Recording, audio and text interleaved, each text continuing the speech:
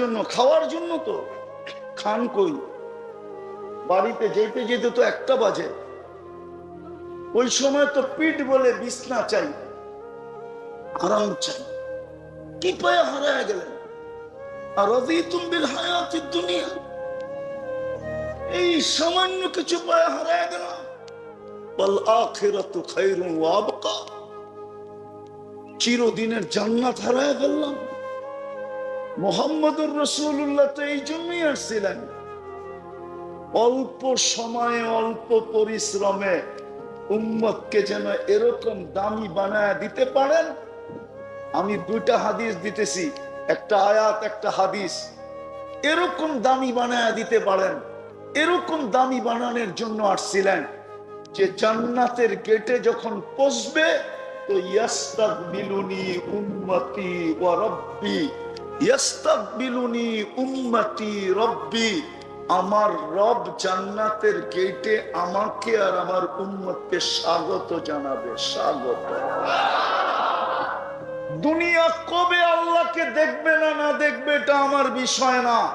উম্মতে মুহাম্মদী জান্নাতের গেটে প্রথম সবচেয়ে বড় নেয়ামত যেটা জান্নাতের, দিদারে এলাহি, ওটা সর্বপ্রথম গেটে করবে।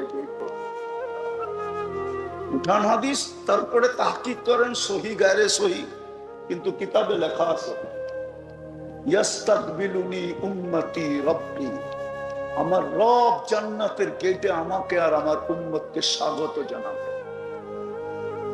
ওই দামি বানানোর জন্য আসছেন, ওই দামি বানানোর জন্য আসছেন। কিয়ামতের দিন যেন আপনাকে কিয়ামতের মাঠে দাঁড়াইতে না হয়। বলবেন তাইলে আমরা কোথায় দাঁড়াবো? সবাই তো কিয়ামতের মাঠে দাঁড়াবে। আমি লেখি নাই, আমার বিরুদ্ধে লেখা কোনো লাভ নাই। জালালউদ্দিন সুয়ুতি রহমতুল্লাহ আলাইহি লেখছেন, আমি তো ওনার কিতাব খুঁজে বের করছি, আপনারাও খুঁজে বের করেন।